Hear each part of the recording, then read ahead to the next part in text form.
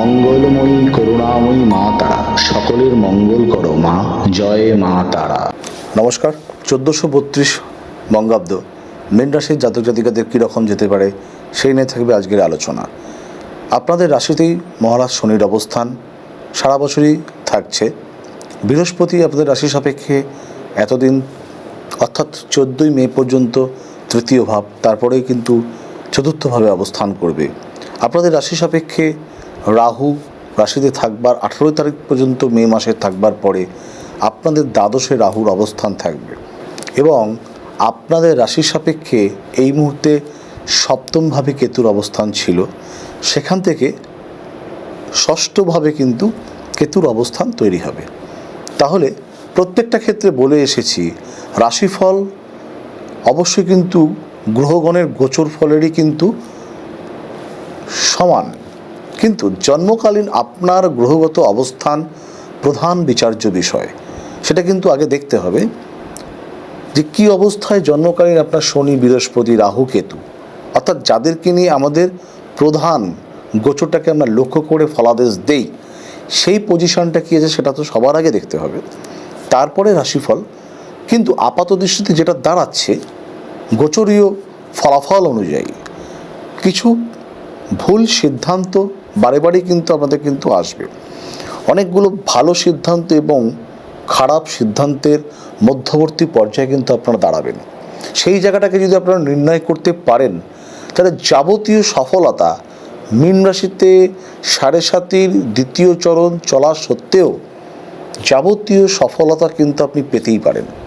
কিন্তু জীবনের সিদ্ধান্তগুলো যেগুলো আসছে এই বছর, সেগুলো কিন্তু আপনাদের অত্যন্ত দক্ষতার সাথে নিতে হবে।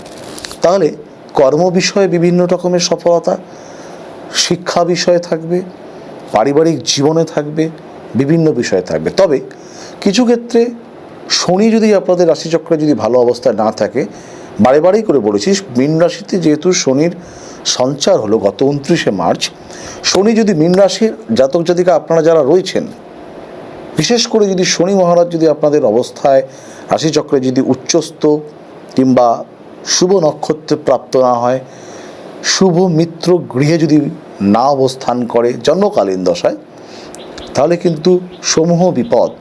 কারণ 7.5 যে মীন রাশিতে চলছে তার সুপ্রভাব যেমন আছে, কুপ্রভাবও কিন্তু আছে। আপনাকে জানতে হবে যে শনি মহারাজ আপনার অনুকূলে না প্রতিকূলে। তার জন্য শনিকে অ্যানালাইসিস করা বিশেষভাবে প্রয়োজন। কিন্তু সেটা যদি অবস্থান ভালো থাকে তাহলে প্রভূত প্রাপ্তি কিন্তু 1432 কিন্তু আপনাকে দেবে।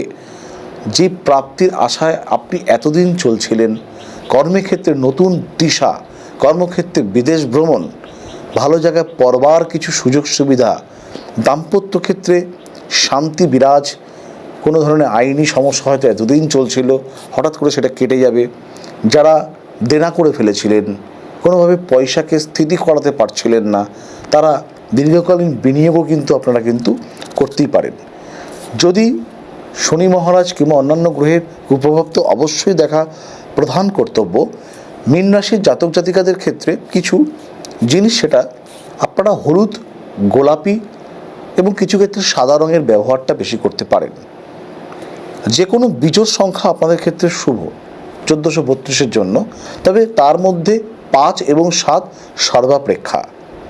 আপনারা সোমবার এবং বৃহস্পতিবারকে বিশেষভাবে যে কোনো কাজ করবার জন্য গুরুত্ব দেবেন। উত্তর দিক এবং পূর্ব দিককে যাত্রাটা কিন্তু চেষ্টা করবেন যাতে উত্তরমুখী এবং পূর্বমুখী যাত্রা করা যায়। উপচার, একটা সুন্দর উপচার আপনাদেরকে বলবো, প্রত্যেক দিন করতে পারেন অথবা বৃহস্পতিবার সকাল, যে কোনো বৃহস্পতিবার সেটা আপনারা করতে পারেন। সেটি হলো কোনো স্বর্ণ, প্রত্যেকেরই অলংকার হিসেবে স্বর্ণ থাকে, স্বর্ণ সরাসরি না পড়লেও আপনারা প্রত্যেক দিন সকালবেলা উঠে অথবা যে কোনো বৃহস্পতিবার স্বর্ণকে নিজের ডান হাতের তালুতে রেখে, স্বর্ণকে নিজের ডান হাতের তালুতে রেখে নম বৃহস্পতয়ে নম এই মন্ত্রটি 3 বার মনে মনে জপ করবেন। স্বর্ণ ধাতুকে নিজের ডান হাতের তালুতে রেখে, যদি স্বর্ণ না থাকে তাহলে যে কোনো বৃহস্পতিবার অথবা প্রত্যেক দিন শ্বেত সরিষা, শেষ সরিষার দানা নিজের হাতে রাখা যায় 1 মুঠো, নম বৃহস্পতয় নম। তারপর সেই শেষ সরিষা আপনি যথেচ্ছ ব্যবহার করতেই পারেন। এই মন্ত্রে দিন শুরু করুন, দিনে পাঠ করে দিন শুরু করুন। মীন রাশির যারা জাতক জাতিকা যারা রয়েছেন, যারা শনির যারা 7.5-এর মধ্যে রয়েছেন, আর শনিবার দিন করে আপনারা যে কোনো কালো জন্তুকে সেবা দিন, রুটি বিস্কুট, অন্ধ ব্যক্তি অসহায় ব্যক্তিকে আপনারা সেবা দিন, কিংবা সাধ্য মতন কোনো দান করুন। যতই আপনার অসুবিধা থাক না কেন, দেখবেন অনেকাংশে কিন্তু আমাদের লাভ, বিভিন্ন রকমের প্রাপ্তি কিন্তু আপনাদের হচ্ছে।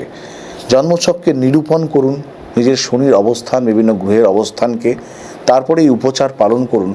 1432 কিন্তু মীন রাশির জাতক জাতিকাদের ক্ষেত্রে নতুন দিগন্ত কিন্তু খুলতে পারে। প্রত্যেকে ভালো থাকবেন, সুস্থ থাকবেন। ফিরে আসবো পরবর্তী কোনো জ্যোতিষ অধ্যায় নিয়ে। নমস্কার।